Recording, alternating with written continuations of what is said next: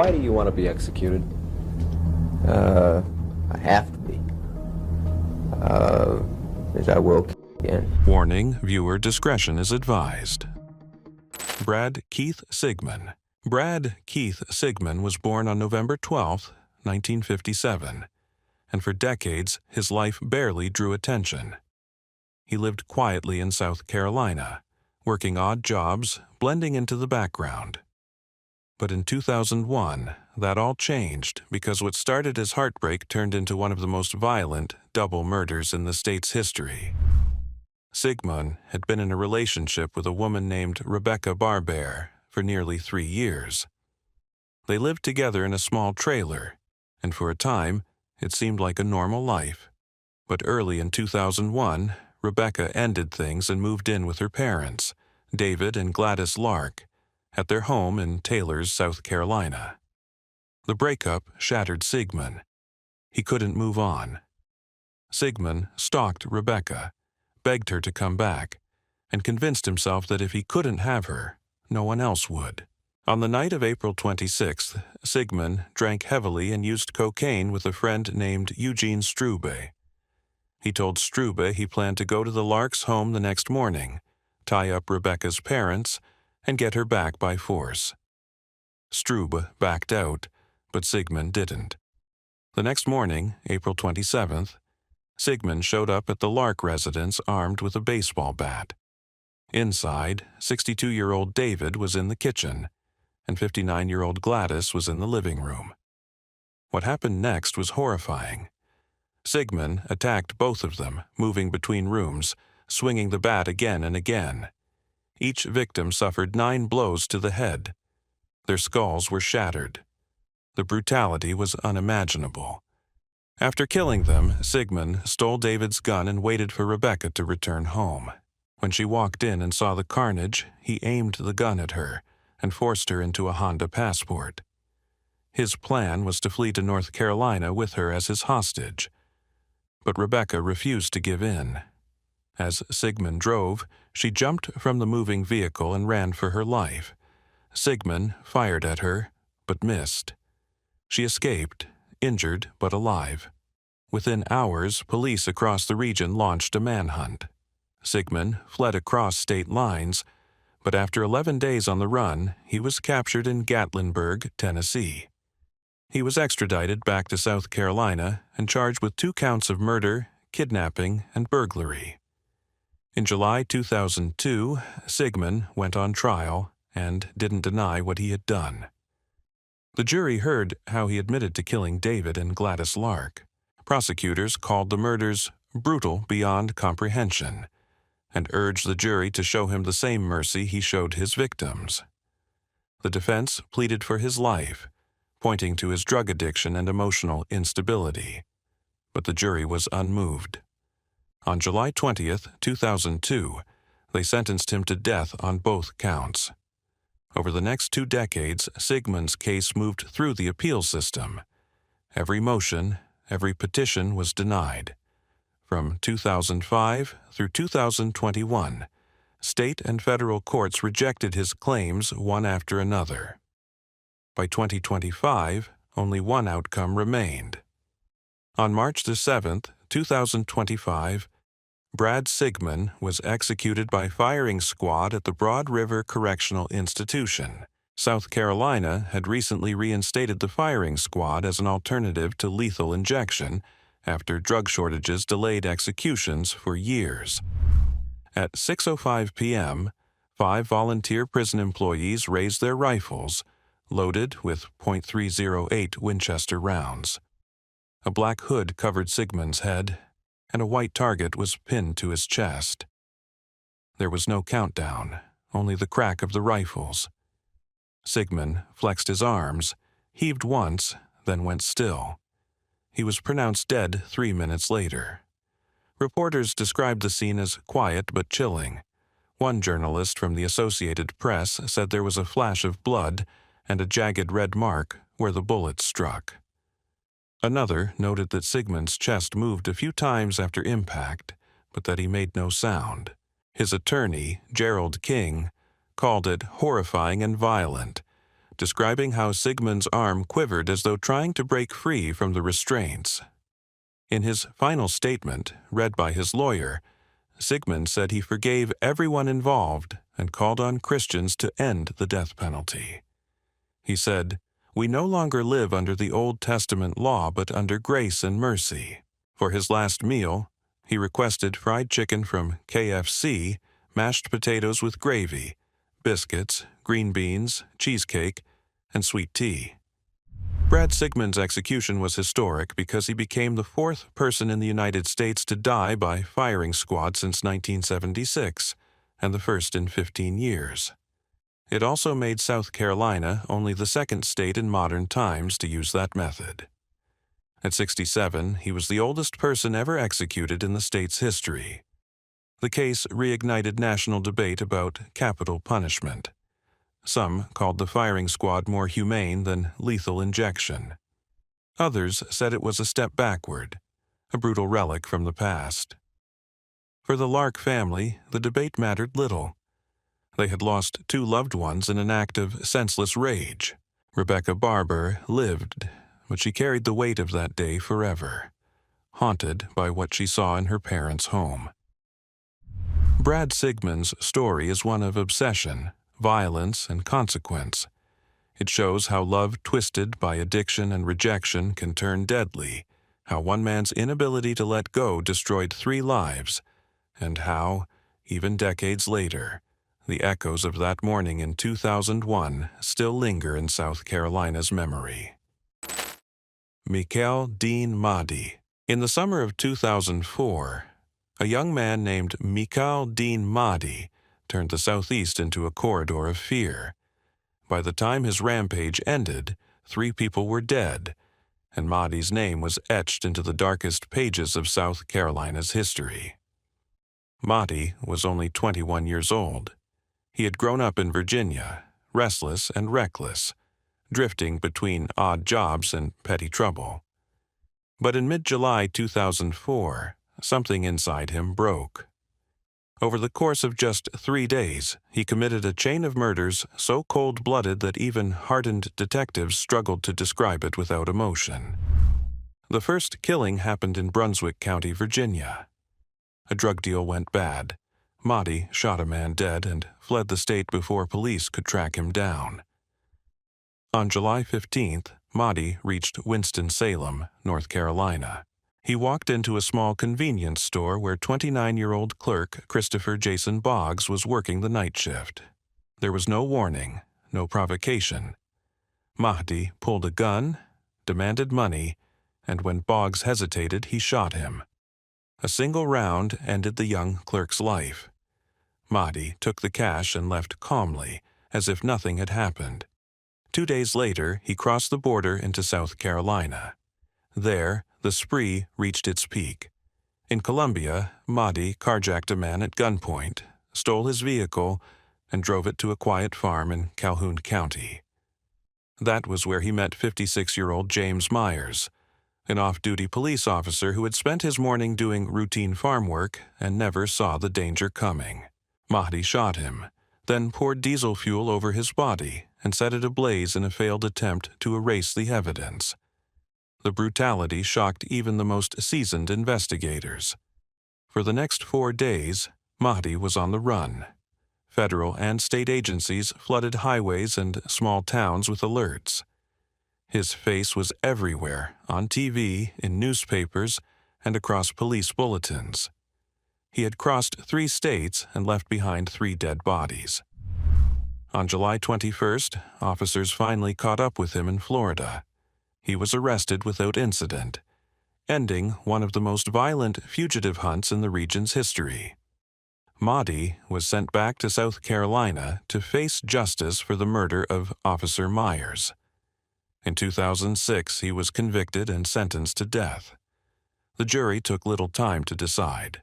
Prosecutors described the killing as cold and deliberate, while the defense tried to portray Mahdi as a troubled young man shaped by a painful childhood and drug addiction.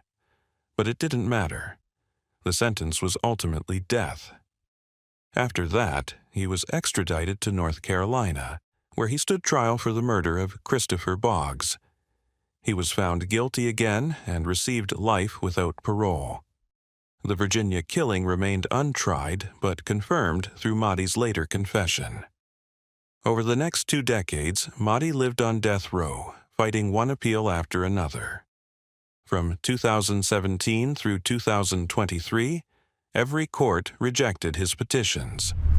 By then, South Carolina had revived old execution methods, electrocution, and firing squad because lethal injection drugs were nearly impossible to obtain. Mahdi joined other inmates in suing the state, arguing that these methods were cruel and outdated. The courts disagreed. In 2024, after 13 years without an execution, the state resumed capital punishment. 2 men were executed that year, and Mahdi's name was soon added to the next list.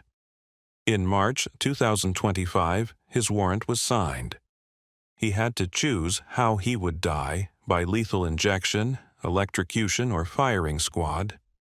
He chose the firing squad, saying through his lawyer that he feared a burned and mutilated death in the electric chair more than the bullet. On April 11, 2025, Miqal Din Mahdi was led into the execution chamber at Broad River Correctional Institution. He wore a plain gray jumpsuit. A target was pinned to his chest. Behind a wall, 3 volunteer marksmen loaded rifles with .308 Winchester rounds. At 6:01 p.m., the order was given and the shots rang out. Reporters said Mahdi cried out when the bullets struck. He flexed his arms and gasped for air, alive for nearly a minute before going still. He was pronounced dead at 6:05 p.m. An autopsy later revealed that only 2 of the 3 bullets hit him, and neither struck his heart. Medical experts said that explained why he stayed conscious and appeared to suffer. His lawyer called the event barbaric and said it proved that firing squads were not humane. Mahdi did not give a final statement. For his last meal, he requested ribeye steak, mushroom risotto, broccoli, collard greens, cheesecake, and sweet tea. He was 42 years old. The family of Officer James Myers did not attend. His daughter said she had forgiven Mahdi but wanted no part in witnessing another death. She only wished her father had lived long enough to meet his grandchildren. Miqal Mahdi's execution became the 5th in South Carolina after the state's moratorium ended, and the 2nd by firing squad in modern times. His crimes had once spread across 3 states, leaving grief in each. His death reopened the national question of whether any method of execution can truly be called humane. In the end, Mahdi's story was one of violence without reason. 3 lives ended in 3 days, and decades later, 1 more ended in return. Demetrius Terrence Frazier. A lady was sleeping in her own bed when evil climbed through her window. That was how the nightmare began, and it would take more than 30 years before justice finally arrived. Demetrius Terrence Frazier was born on October 29, 1972, in Michigan. His life started in chaos. His mother, Carol, struggled to care for him and his sister. Social services eventually stepped in, removing the children from their home after years of neglect. Even as a boy, Demetrius was drawn to trouble. He stole, skipped school, and showed a disturbing comfort with breaking rules. By his teens, he was already in and out of juvenile detention. At one correctional facility, he earned his GED, one of the few positive choices he ever made. But once he got out, he went right back to crime. By 19, he was violent, unpredictable, and living without conscience.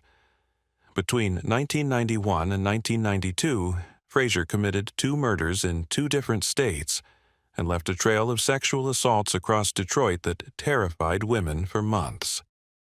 The first killing came on November 27, 1991, in Birmingham, Alabama. Late that night, Frazier saw a light shining through a window of a ground-floor apartment. He broke in, searching for cash, and found 40-year-old Pauline Starks Brown asleep in her bed. When she woke, she handed him $80 from her purse, begging him to take it and go. But Frazier didn't leave.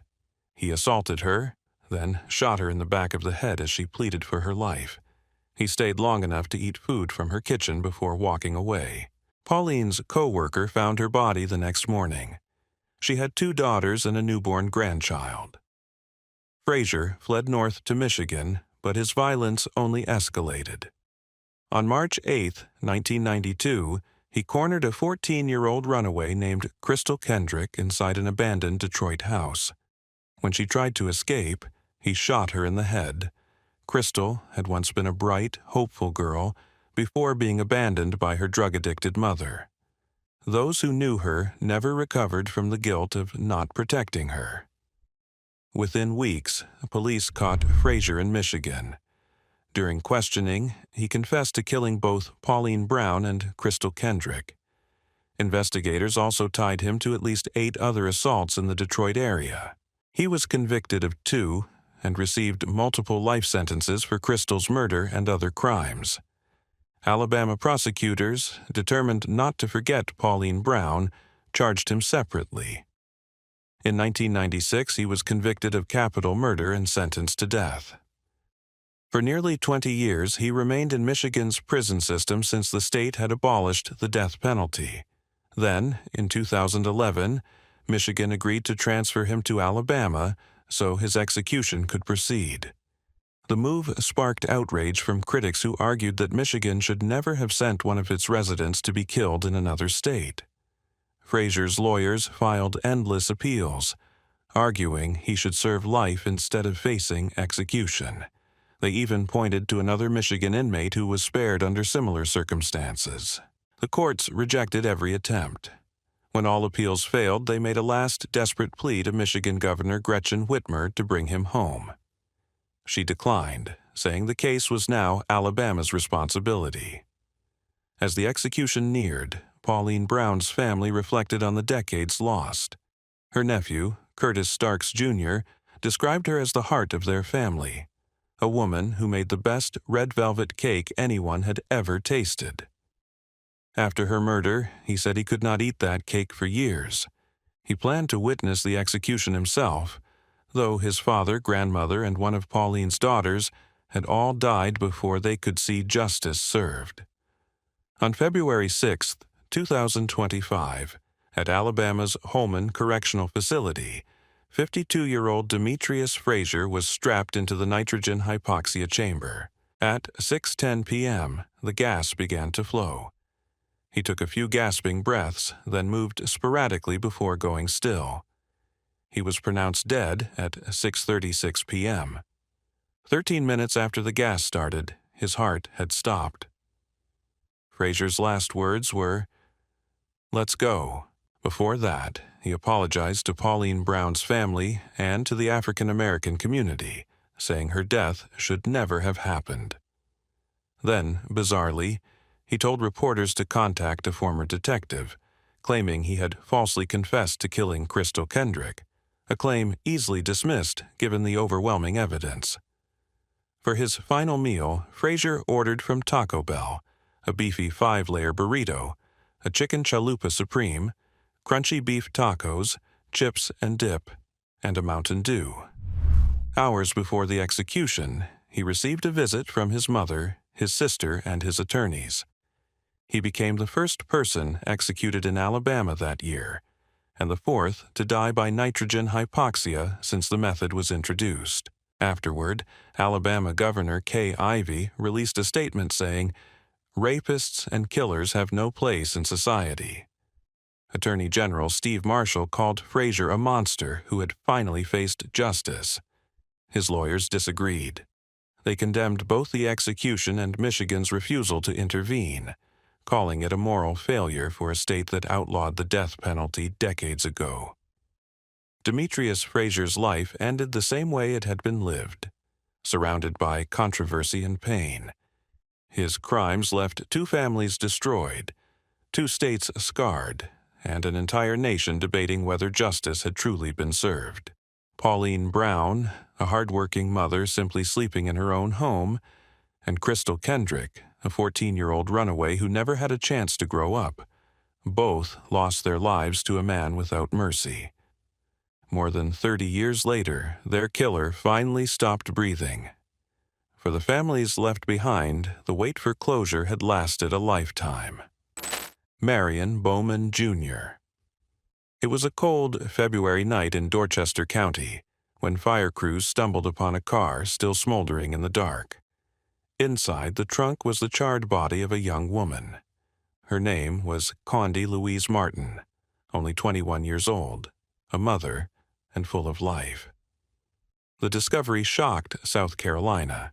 What police soon uncovered would lead them to one man, a man who once knew Candy in high school, and who would become the state's first execution of 2025. Marion Bowman, Jr. was born on June 6, 1980. His early life was rough. He dropped out of school young and got into crime before he was even out of his teens. By his 20s, he had already served time for burglary and petty larceny. When he got out, he claimed he wanted to change. But what happened next proved otherwise. On February 15, 2001, Bowman was driving with his sister when he saw Candy standing with friends. According to testimony, he asked his sister to stop the car, saying he wanted to talk to her. She refused, and Bowman's response was chilling. "That girl will be dead by dark." The next night, Condi stopped by a house where Bowman and friends were drinking. He and his cousin, James Gadsden, got into her car and told her to drive to a secluded area. According to Gadsden, Bowman suddenly said he was going to kill her. Condi turned, pleading for her life, telling him she had a child who needed her, but Bowman raised his gun and shot her anyway. He fired again and again, then dragged her body into the woods. He later returned, shoved her body into the trunk of her car, and set it on fire. Then he drove away, leaving the flames to erase the evidence. But word of his confession spread quickly. Multiple witnesses came forward saying Bowman had bragged about killing Candy. In June 2001, he was indicted for murder and third-degree arson. The trial began the following May. Prosecutors described the killing as ruthless, while the defense tried to paint the witnesses as unreliable, arguing they had cut plea deals to save themselves. But the jury took only 3 hours to reach a verdict, guilty on all counts. During sentencing, his lawyers brought up his rough childhood. They said he had grown up in a violent, alcoholic home, that he began drinking at 10 and was selling drugs by 14. They begged the jury to give him life in prison instead of death. The prosecutors reminded the court of Candy's final words, her begging to live, and Bowman's decision to shoot her anyway. The jury chose death. His cousin Gadsden received 20 years for helping cover up the crime. His friend Travis Felder got probation after cooperating. Bowman, however, was sent to death row, where he would spend the next 23 years fighting for his life. Over the years, Bowman's appeals raised everything from claims of hidden evidence to accusations of racism. He argued that prosecutors failed to reveal information about witnesses' mental health and pending charges. His lawyers said the system had turned against him because he was a young black man and his victim was white. He also claimed to have reformed behind bars. Former nurses and prison staff described him as calm and helpful, a quiet man who kept order among death row inmates. Some called him a gentle giant, but the courts were unmoved. By late 2024, time was running out. Bowman's final appeal reached the South Carolina Supreme Court in December. It was rejected. On January 2, 2025, Bowman released a statement claiming he had sold drugs to Candy and had been intimate with her, but insisted he never killed her. The next day, his execution date was set for January 31st. He tried one last time to delay it, citing concerns about the drug pentobarbital after another inmate's autopsy showed signs of drowning sensations during lethal injection. A federal judge dismissed his claim, saying he could choose the electric chair or firing squad if he was afraid of the injection, but Bowman refused both. On January 30th, the U.S. Supreme Court denied his final appeal. He announced that he would not ask Governor Henry McMaster for clemency, saying he would rather die than spend life in prison for a crime he swore he did not commit. At 6:27 p.m. on January 31st, 2025, Marion Bowman, Jr., age 44, was executed by lethal injection at the Broad River Correctional Institution. He was the first person executed in the United States that year. For his last meal, Bowman ordered fried shrimp, fish, oysters, chicken wings, tenders, onion rings, banana pudding, German chocolate cake, pineapple juice, and cranberry juice. 2 hours before his death, he released a final message through a book of poems. The Martin family released their own statement, saying justice had finally been served. "Our hearts go out to his family," they wrote, "but we know what it's like to lose someone." After his death, reports showed Bowman had been given 2 doses of pentobarbital instead of 1. The information would later be used by another death row inmate, Brad Sigmon, to challenge his own execution. Marion Bowman's story remains one of tragedy and contradiction. A man who claimed innocence even as evidence weighed heavily against him, and a family that waited nearly 24 years to see the sentence carried out. Candy Martin never got to raise her child or see her life unfold. Her killer became a symbol of how long justice can take, how every appeal stretches the pain for those left behind. In the end, 2 lives were lost, one to violence, the other to the punishment that followed, both tied forever to that February night when fire lit up the South Carolina woods and the truth began to burn its way out. Richard Tobler. February 5, 1979, marked the birth of Richard Lee Tabler in Tulare County, California, a life that would spiral from neglect and instability into a storm of violence, claiming 4 lives. His childhood was steeped in dysfunction. Court records show he was an unplanned pregnancy. His father, Robert, pressured his mother, Lorraine, to have an abortion, which she refused. Robert's rejection lingered. He was largely absent, working, traveling, drinking, and chasing other women.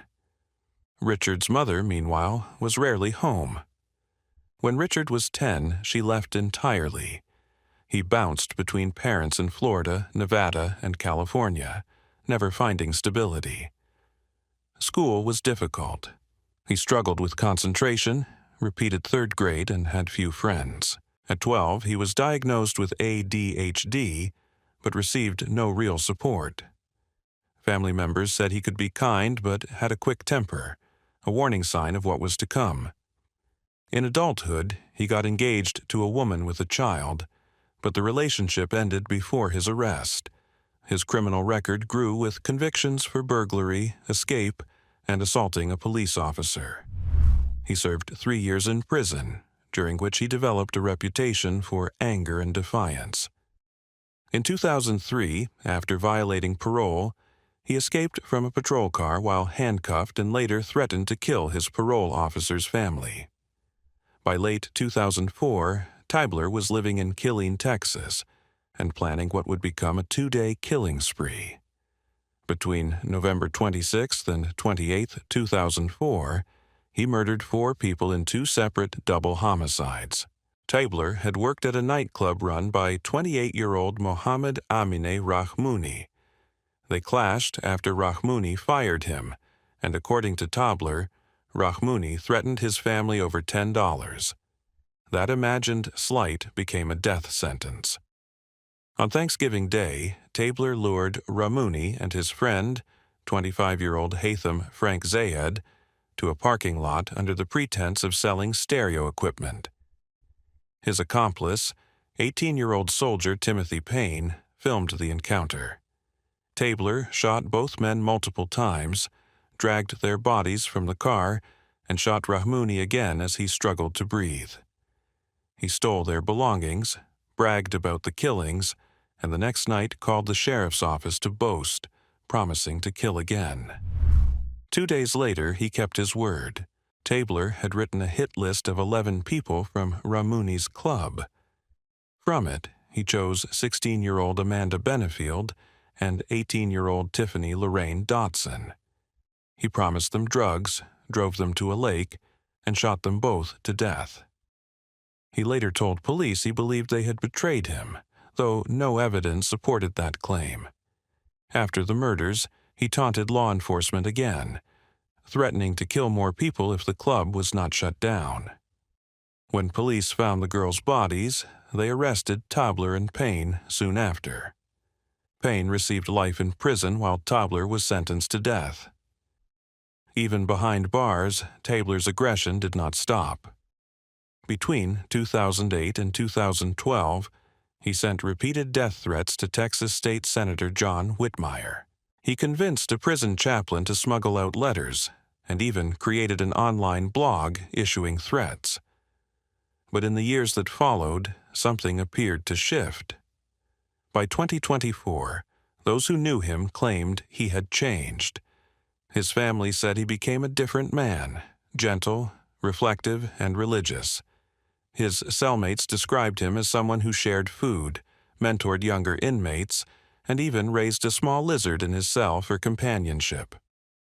That year, Texas officials signed his death warrant, scheduling his execution for February 13, 2025. His attorneys filed a clemency petition to Governor Greg Abbott, arguing that he had reformed, become a source of positivity in prison, and posed no threat if kept alive, but the appeal was denied.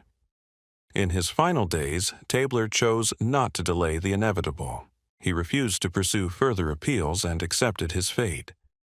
On February 13, 2025, 46-year-old Richard Lee Tabler was executed by lethal injection at the Huntsville unit in Texas. He was pronounced dead at 6:38 p.m. For his last meal, Tabler declined to make a special request and was served the standard prison meal, chicken fried steak, mashed potatoes, and vegetables. When asked for his final words, Tabler said softly, "I am sorry for what I've done. I pray for forgiveness from God and from the families of my victims. I take full responsibility for my actions. I thank the officers who have treated me with respect, and I hope my death brings peace to those I've hurt." He became the 5th person executed in the United States in 2025, dying only an hour after another condemned man in Florida. Richard Tabler's story is one of neglect, rage, and remorse. 4 innocent lives were lost in his 2-day rampage: Mohammed Amineh Rahmouni, Haitham Frank Zayed, Amanda Benefield, and Tiffany Lorraine Dotson. 2 men in their 20s trying to make a living, and 2 teenage girls with their futures ahead of them. Whether his final words and faith reflected genuine change or a desperate hope for redemption, no one can say. What remains certain is that 4 families were left broken, a community terrorized, and a man who began life unwanted ended it as one of Texas's most notorious killers. Richard Lee Tabler's execution closed a case born from abandonment, shaped by anger, and ended in the same violence that had defined his life. Roy Lee Ward. The clock struck midnight on a cold Friday morning in Michigan City, Indiana. Inside the Indiana State Prison, 53-year-old Roy Lee Ward was about to become the state's 2nd execution of 2025. Just after midnight, the process began. He was executed by lethal injection at the Indiana State Prison. By 12:33 a.m., Ward was pronounced dead, another name added to the growing list since Indiana resumed capital punishment after more than a decade-long pause. Ward had been convicted for the 2001 rape and murder of 15-year-old Stacy Payne in Spencer County, one of the most brutal crimes in state history. That April afternoon, Stacy, an honors student and cheerleader, was getting ready for work at Jenks Pizza when Ward entered her home. He raped her, then attacked her with a dumbbell and knife, inflicting 18 blunt force wounds and deep slashes to her throat and abdomen.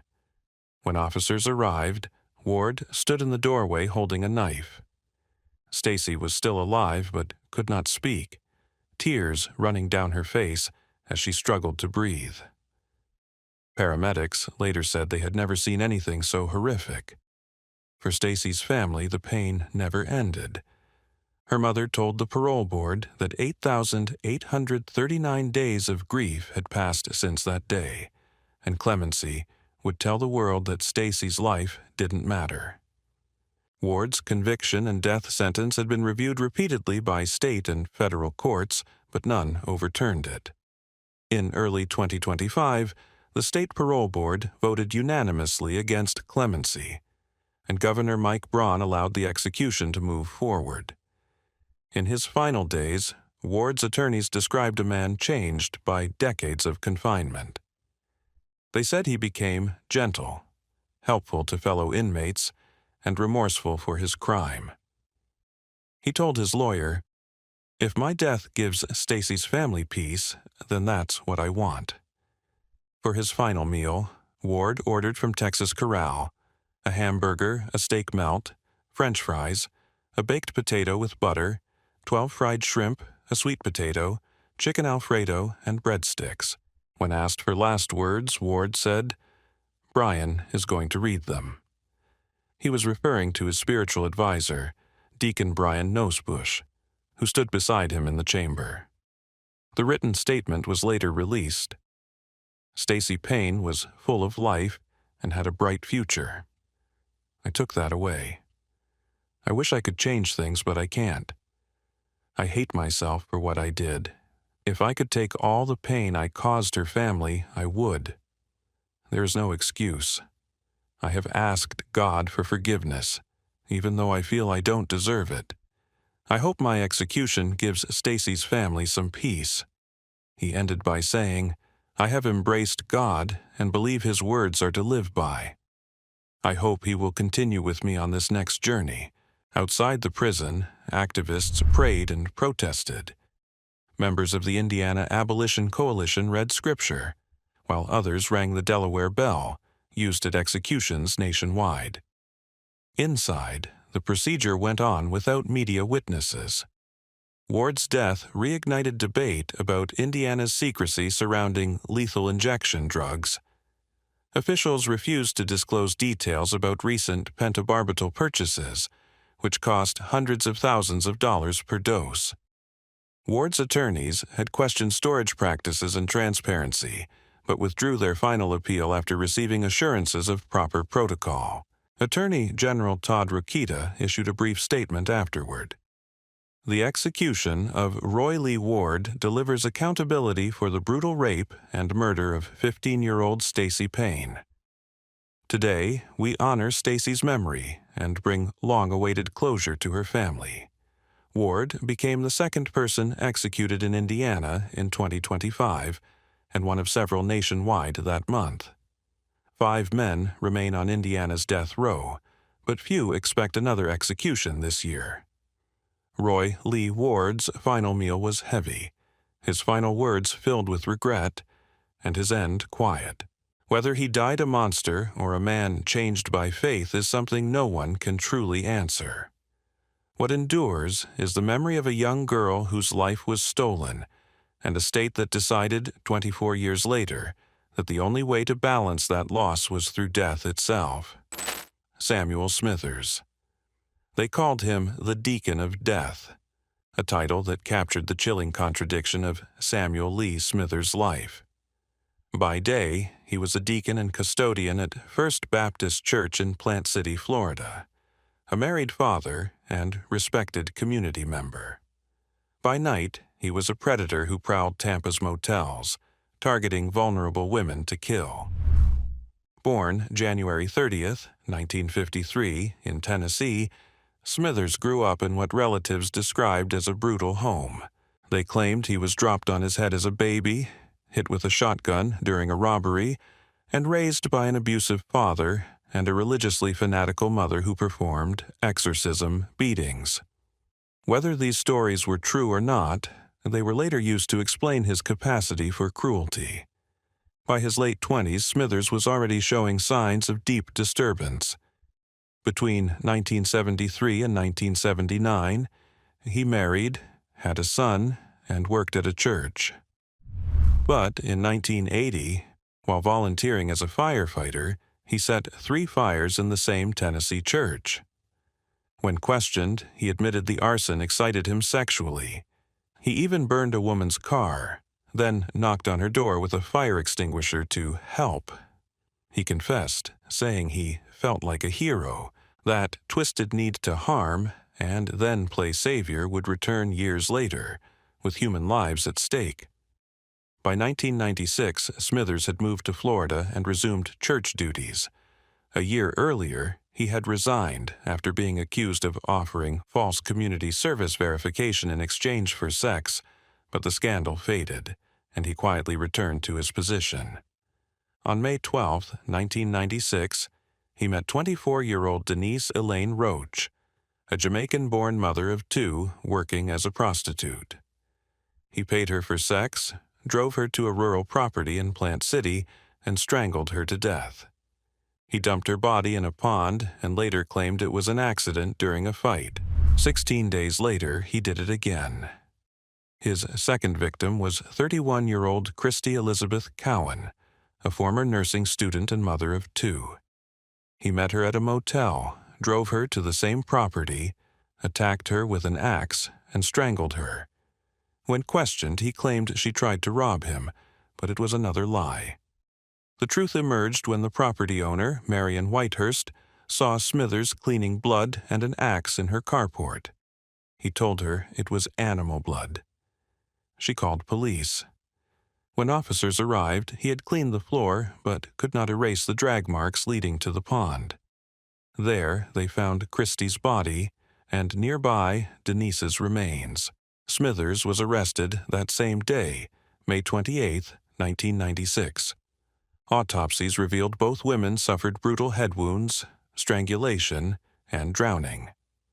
At trial in 1998, Smithers changed his story again, claiming an unnamed man involved in a drug and blackmail scheme killed both women while he was forced to dispose of the bodies. The jury rejected it. On December 19, 1998, they convicted him of 2 counts of first-degree murder. During sentencing, his defense cited childhood abuse, mental illness, and possible brain injury. His ex-wife testified he had been a good husband and father, but the jury unanimously voted for death. Judge William Fuente agreed, calling the killings extremely torturous and sentencing Smithers to die on June 25, 1999. In later years, detectives linked him to another possible victim, prostitute Marcelle Delano, murdered in 1989 near the same area. The case was never proven, but Smithers remained the main suspect. For more than 20 years, Smithers sat on Florida's death row. His appeals failed one by one. On October 14, 2025, at the age of 72, Samuel Lee Smithers was executed by lethal injection at Florida State Prison. He reportedly ate a final meal of fried fish, coleslaw, and sweet tea. His last words were calm and brief.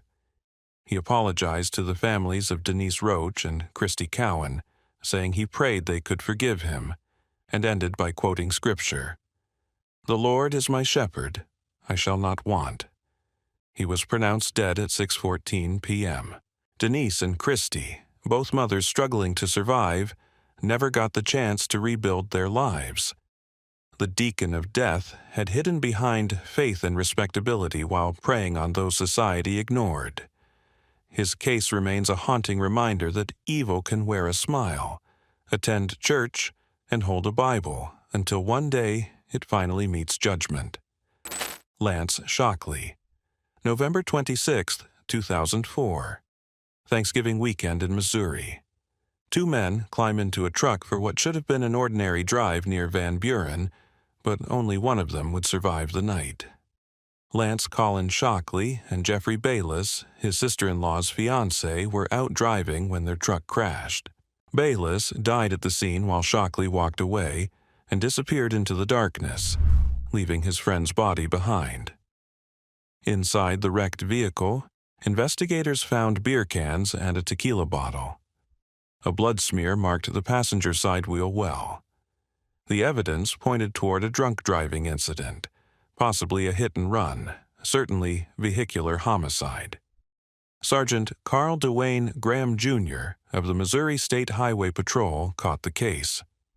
A 12-year veteran, methodical and thorough, Graham began piecing together what happened that night. The evidence led him to one suspect, Lance Shockley. What Graham did not know was that identifying Shockley as his prime suspect had just signed his own death warrant. 4 months passed. Graham continued building his case, gathering evidence for what would likely be charged as involuntary manslaughter. Shockley knew the walls were closing in. On March 20, 2005, Sergeant Graham finished his patrol shift and headed home. He never made it inside. Someone was waiting for him with a rifle. The first shot came from behind, severing Graham's spinal cord at the neck. He collapsed to the pavement, fracturing his skull and ribs as he fell. Then came 2 more shots, one to the face, one to the shoulder, as he lay helpless on the ground. Sergeant Carl Dwayne Graham, Jr. was 47 years old. He left behind a family, colleagues who respected him, and an unfinished investigation. 3 days later, police arrested Lance Shockley for the hit and run that killed Jeffrey Bayless.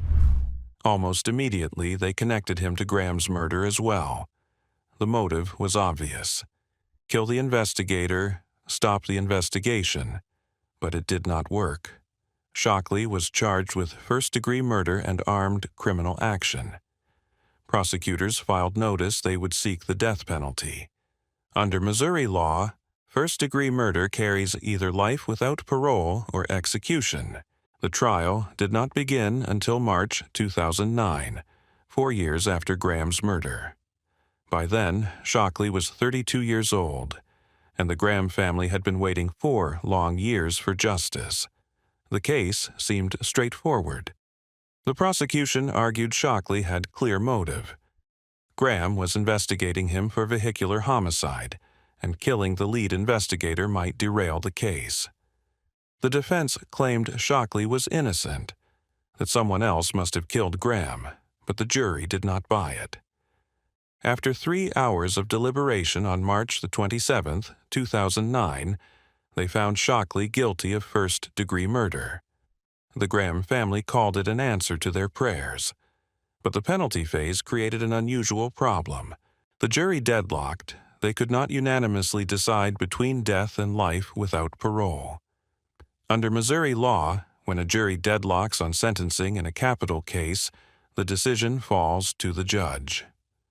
On May 22, 2009, Carter County Circuit Judge David Evans sentenced Lance Shockley to death.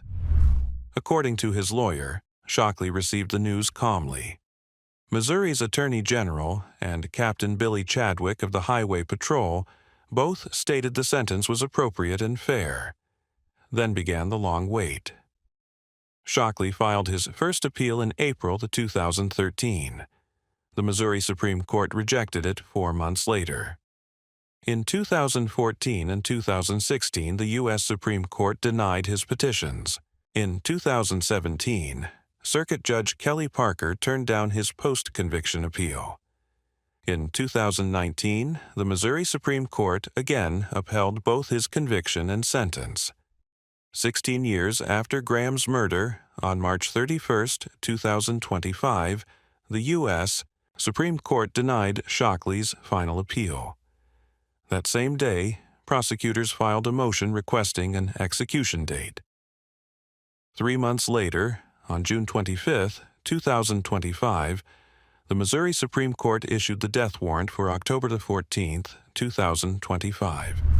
In the days leading up to the execution, anti-death penalty advocates appealed to Governor Mike Kehoe for clemency. They argued that executing Shockley would not bring Graham back, that mercy was still possible. On October 13th, the day before the scheduled execution, Governor Kehoe denied clemency. Lance Shockley spent his final day the way many condemned inmates do, ordering a last meal from the prison canteen, preparing final words, making peace with what was about to happen. His last meal was modest: peanut butter, 3 packs of oatmeal, water, and 2 sports drinks. Nothing elaborate, nothing defiant, just simple prison commissary items. At 6:13 p.m. on October 14th, 2025, at the Eastern Reception Diagnostic and Correctional Center, 48-year-old Lance Shockley was executed by lethal injection. His final statement was brief and biblical. "So also you have sorrow now, but I will see you again, and your hearts will rejoice, and no one will take your joy from you." Whether he was addressing the Graham family, his own family, or God himself, we will never know. Shockley was one of 7 people executed across America that October, and one of 4 executed in the same week. Another condemned man, Samuel Lee Smithers in Florida, was executed on the same day, just an hour earlier. Lance Shockley became the first person from Missouri executed in 2025. 20 years had passed since Sergeant Carl Graham was gunned down in his own driveway. 2 decades of appeals, legal motions, court hearings, and waiting. 20 years during which the Graham family lived without their husband, father, brother, colleague. The case raises hard questions about delayed justice. Does waiting 2 decades between crime and punishment serve any purpose? Does it bring closure or simply prolong pain? And what about the original crime, the accident that killed Jeffrey Bayless on Thanksgiving weekend 2004? In trying to escape responsibility for that death, Shockley committed murder. In trying to stop one investigation, he guaranteed himself a place on death row. 2 men died because Lance Shockley made terrible choices that November night. A 3rd man, Sergeant Graham, died because Shockley thought he could shoot his way out of consequences. In the end, all he did was add 20 years to the inevitable. Aaron Gunches. Most inmates on death row fight for their lives, filing appeals, seeking clemency, delaying the inevitable for as long as possible, but Aaron Brian Gunches did the opposite. The man demanded to die. Born June 30th, 1971, in Carlsbad, California, Gunches lived a quiet and mostly uneventful life before his crime. He graduated high school, worked construction, and moved to Arizona in the 1990s. He spent time in prison for drug and weapons charges, was released in 2001, and 16 months later committed murder. On November 14th, 2002, Gunches went to his girlfriend Catherine Leisher's home in Mesa, Arizona. Inside was her ex-husband, Ted Price, injured after a fight. Price had threatened to call Child Protective Services, accusing Catherine of neglecting their children due to her drug use. Enraged, Catherine asked Gunches to handle it. Gunches and 2 others helped load the dazed Price into a car. They claimed they would take him to a bus station, but instead drove him into the desert off the Beeline Highway. When Price stepped out of the vehicle, Gunches pulled a gun and shot him 4 times, leaving his body in the sand. 2 months later, Gunches was stopped by Arizona State Trooper Robert Flannery. Instead of cooperating, he opened fire, hitting the officer twice before fleeing. A massive manhunt followed, and officers found him hiding in a haystack the next day. He was arrested and charged with murder and attempted murder. In 2004, Gunches pleaded guilty to killing Ted Price and was sentenced to death 4 years later. But what came after made his case different. While most inmates fight their sentence, Gunches demanded the state execute him. In 2022, he personally asked the Arizona Supreme Court to issue his death warrant, saying he wanted closure for Price's family and was tired of waiting. Arizona's Attorney General at the time supported the request, but months later, Gunches changed his mind after witnessing recent executions he called torture. A new governor, Katie Hobbs, ordered a full review of Arizona's death penalty procedures. Her administration discovered the state had no clear record of how to properly conduct an execution. The Department of Corrections director admitted he had to rely on the memories of past employees to reconstruct the process. The confusion delayed everything. The warrant expired, but prosecutors kept pushing. In 2024, Maricopa County Attorney Rachel Mitchell filed again for a new execution date. Attorney General Chris Mays later agreed, and by early 2025, Gunches himself renewed his request, writing that he wanted to skip legal formalities and die as soon as possible.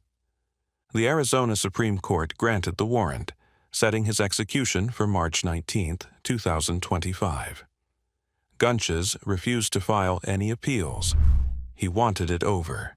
He was scheduled as part of a grim sequence of executions across the country that week, including Jesse Hoffman Jr. in Arizona, Edward James in Florida, and Wendell Grissom in Oklahoma. It was described by reporters as an execution spree. On March 19, 2025, 53-year-old Aaron Brian Gunches was executed by lethal injection at Florence State Prison. He was pronounced dead at 10:33 a.m. For his last meal, he requested a double Western burger, spicy gyros, onion rings, and baklava, a strange mix of fast food and sweet pastry. When asked for a final statement, he said nothing. No apology, no explanation, no acknowledgement of his crimes. He went to his death in silence. His victim's sister, Karen Price, had fought to make sure the execution happened. She believed it was justice long delayed. Yet the questions surrounding the case refused to fade. What does it mean when a man begs the state to kill him? Does volunteering for death change the ethics of capital punishment? Some said Gunches was simply escaping the misery of life on death row. Others said it was his way of taking responsibility, giving closure to the victim's family. But the chaos of Arizona's system made it impossible to call clean justice. Officials had admitted they barely understood their own procedures. Even Gunches had called previous executions torture. Still, he got exactly what he asked for. The state granted his wish. Ted Price never had that choice. He was shot 4 times and left in the desert because his ex-wife's drug dealer thought it was easier than buying a bus ticket. 23 years later, his killer died on a gurney, executed at his own request. Whether that was justice or surrender depends on how you see it. Some called it closure. Others called it another tragedy, an ending that raised more questions than it answered. Aaron Brian Gunches left no final words, no message, only silence. And in that silence, perhaps, the truest reflection of the death penalty itself. Michael Tansey, April 25, 2000. Janet Acosta sat in her van under a shaded tree at the Japanese Rock Gardens on Watson Island in Miami, enjoying her lunch break from the Miami Herald, where she worked as a production worker. She was reading a book, just 49 years old, taking an hour to herself in the middle of an ordinary Tuesday. A young man approached. He asked for a cigarette and asked for the time. Just another person in Miami asking simple questions. When Janet looked away, distracted for just a moment, Michael Anthony Tansey attacked. He was 23 years old and stranded in Miami, desperate and dangerous. He repeatedly punched Janet in the face, forced his way into her van, and threatened her with a razor blade. What followed was a nightmare that would span over 100 miles, from Miami to the Florida Keys. ending in Janet Acosta's death in a secluded area of Cudjoe Key. Michael Tansey was born February 27, 1977, in the suburbs of Boston. His childhood, according to his defense attorneys, was filled with loss, abuse, and instability. He was sexually molested by a childhood friend. His father, diagnosed with pancreatic cancer, became increasingly violent, physically and emotionally abusing his son as the disease progressed. One friend recalled Tansey's father once slamming the boy's head into the side of a truck. His mother was rarely home. Tansey struggled in school both academically and socially, fighting with other kids regularly. When he was around 11, his mother tried to take him to a meeting for sexual abuse victims, but Tansey refused. He would not talk to anyone about what had happened to him. By his late teens, Tansey was committing crimes in the Boston suburbs. In 1998, at 21, he was arrested for stealing a van and breaking into a home in Brockton. He was sentenced to 18 months but served only 6, released in August 1999. Less than a year later, on August 11, 1999, a woman named Carolyn D. Holder was stabbed and beaten to death while working at a laundromat in Brockton. She was 37 years old. After his arrest for Janet Acosta's murder, police say Tansey confessed to killing Caroline as well. He was never charged with her murder. His death sentence in Florida made that unnecessary. But on that April day in 2000, Janet Acosta became Tansey's known victim.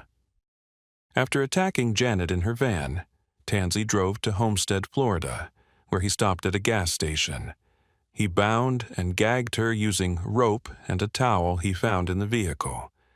He stole $53 in cash and her bank card. According to court records, Tansey also sexually assaulted Janet, though he stopped because her teeth had been loosened during the initial beating. From Homestead, Tansey drove south into the Florida Keys. Around 5:15 p.m., he arrived in Tavernier, where he used Janet's bank card to withdraw money. He stopped at a hardware store to purchase duct tape and razor blades, tools he would use to kill her. He continued driving to an isolated area on Cudjoe Key. There, Tansey told Janet he was going to kill her. He began strangling her with a rope. According to his later confession, he paused the attack to place duct tape over her mouth, nose, and eyes to quiet her screams, before continuing to strangle her until she died. He left her body in a wooded area and drove her van to Key West, where he used her ATM card, bought marijuana, and visited friends. Meanwhile, Janet's co-workers had reported her missing when she failed to return from lunch. Police began searching. 2 days after the murder, officers located Janet's van in Key West and approached Tansey as he was getting into it. When confronted, Tansey had receipts from Janet's ATM card in his pocket. He told officers, "I know what this is about." He waived his rights and gave a detailed audio and videotaped confession to everything: the assault, abduction, robbery, sexual battery, and murder. He led investigators to where he had hidden Janet's body and disposed of the duct tape and rope. Tansey told police he could not let Janet go because he would get caught quicker. It was that simple, that cold. In 2003, Tansey was convicted of first-degree murder and sentenced to death. For the next 2 decades, he filed appeal after appeal, challenging his conviction and sentence through state and federal courts. His attorneys argued Florida's capital sentencing scheme was unconstitutional under Ring v. Arizona. They claimed ineffective assistance of counsel. They cited the Supreme Court's Hurst v. Florida decision. Every appeal was denied. On March 10, 2025, Florida Governor Ron DeSantis signed Tansey's death warrant, scheduling his execution for April 8, 2025. Less than a week before the execution, Tansey's defense team filed a last-minute appeal, arguing that his weight and health would result in a botched execution. They claimed lethal injection would violate the Eighth Amendment's ban on cruel and unusual punishment. The Florida Supreme Court denied the appeal. Hours before the scheduled execution on April 8th, the U.S. Supreme Court also denied Tansey's final appeals. For his last meal, Tansey requested a pork chop, bacon, a baked potato, corn, soda, ice cream, and a candy bar. On the evening of April 8, 2025, 48-year-old Michael Anthony Tansey was executed by lethal injection at Florida State Prison. In his final statement, Tansey said, "I want to apologize to the family of Janet Acosta and Caroline Holder for taking their lives." He then read a Bible verse before closing his eyes. At 6:12 p.m., Tansey was pronounced dead. 25 years had passed since Janet Acosta sat in her van reading a book on her lunch break. 25 years since a stranger approached asking for a cigarette in the Time. 25 years since her family's world shattered. Janet never came home that day. She never finished her book. She never got to see another sunrise or hug her loved ones or live the years she had ahead of her. Michael Tansey stole all of that for $53, a bank card, and a van he drove to the Keys to buy marijuana.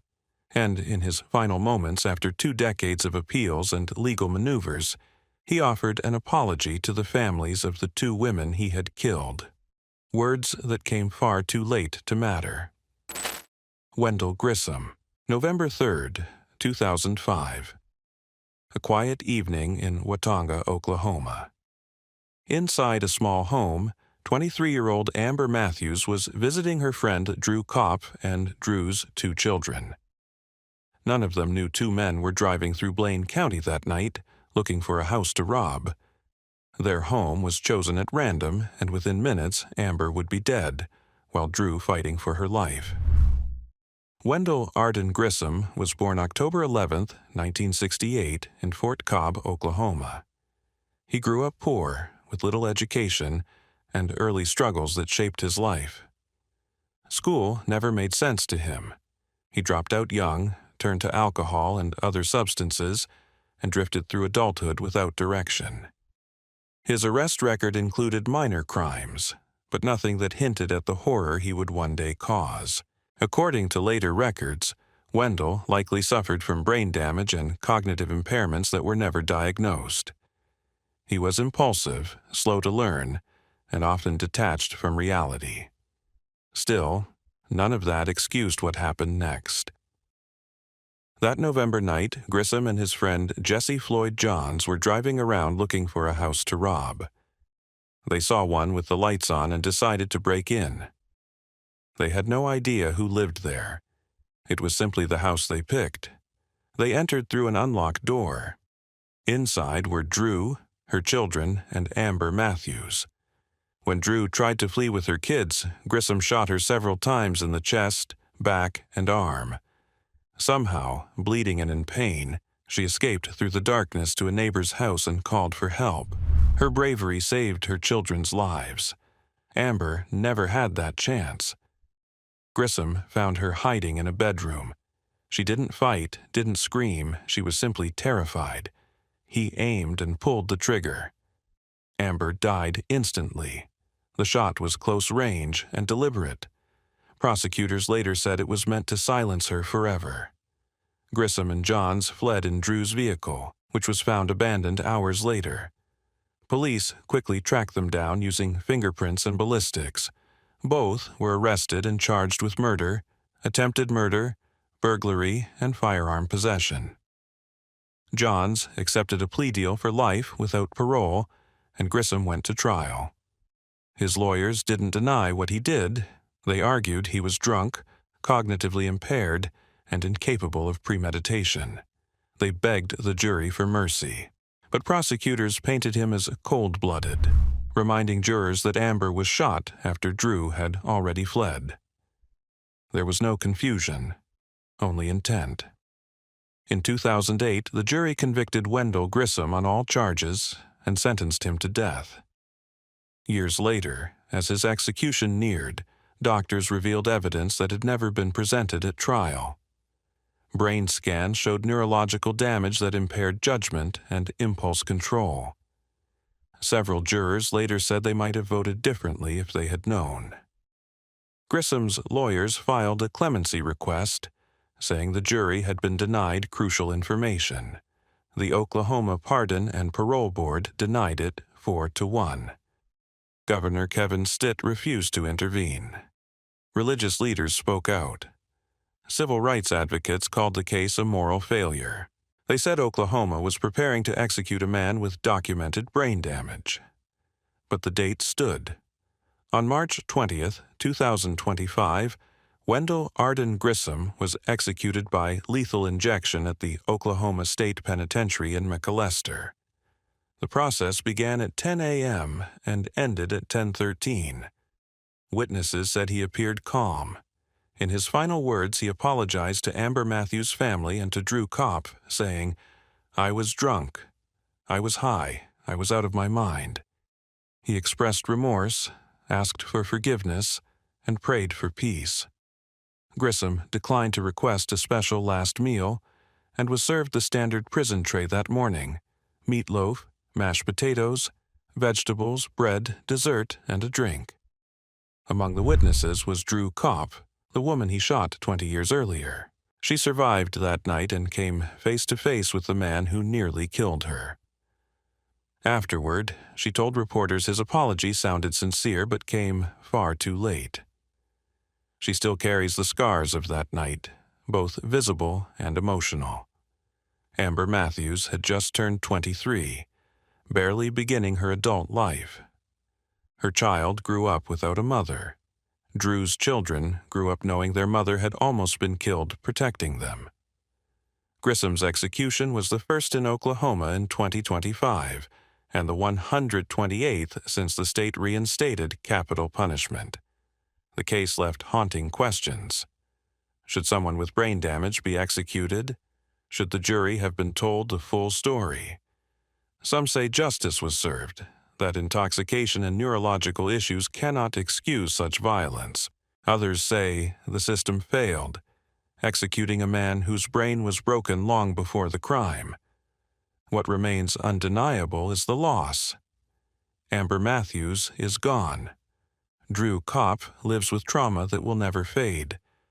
2 children grew up in the shadow of that night, and Wendell Grissom, whether impaired or not, spent 20 years waiting for a death that changed nothing. Michael Bernard Bell, December 1993.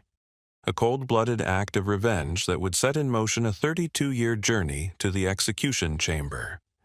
Michael Bernard Bell believed he had found the man who killed his brother earlier that year, so he grabbed an AK-47 rifle, called 2 friends, and went hunting. But the man had sold his car months earlier. The people Bell targeted had nothing to do with his brother's death. Born in 1971, Bell already had a violent history. That night, he and his 2 friends found the car outside a Florida liquor lounge, and they waited in the shadows. When Jimmy West, Tameka Smith, and another woman approached the vehicle, Bell opened fire. West died instantly. Smith was hit multiple times and died on the way to the hospital. The 3rd woman survived, but Bell wasn't done. Witnesses said he turned the gun on the crowd and kept firing before fleeing. It was a massacre sparked by a car that once belonged to his brother's killer. Bell had slaughtered 2 innocent people.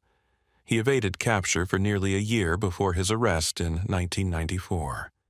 As investigators dug deeper, they found a disturbing past. In 1989, Bell had murdered a woman and her toddler son. 4 years later, months before the liquor lounge shooting, he killed his mother's boyfriend.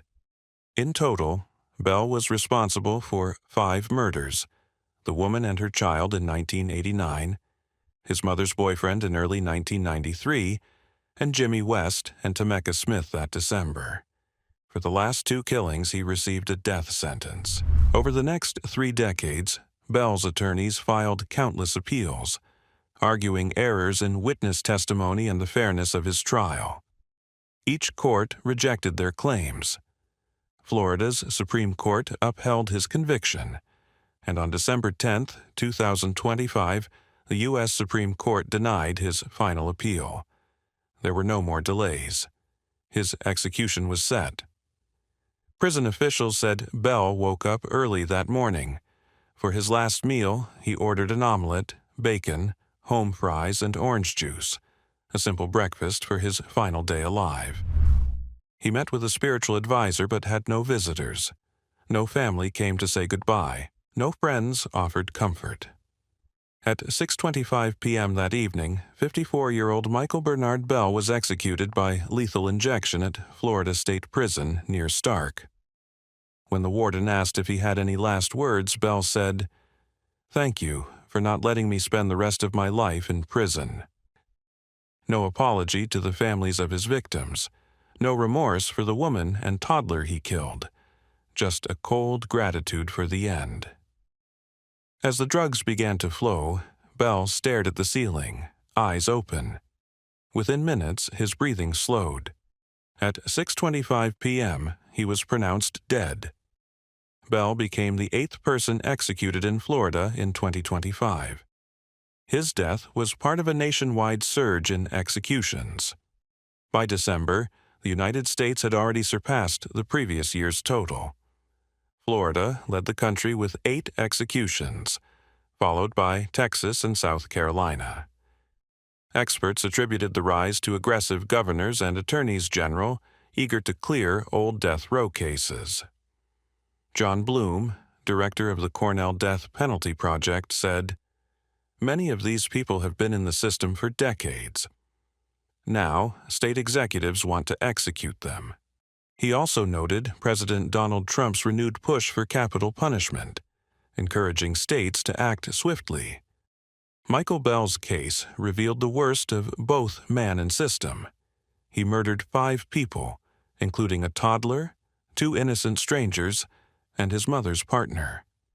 Yet, after 32 years, his only words were a thank you for the state ending his life. Jimmy West and Tameka Smith died because Bell couldn't verify a car's owner. The woman and her son died for reasons buried in sealed records. His mother's boyfriend died in a domestic fight. 5 lives lost. 5 families were scared, and the man responsible left this world without remorse. For the victims' families, Bell's execution ended a 30-year wait. But hearing his final words, "Thank you for not letting me spend the rest of my life in prison," may have left them wondering whether justice had truly been served.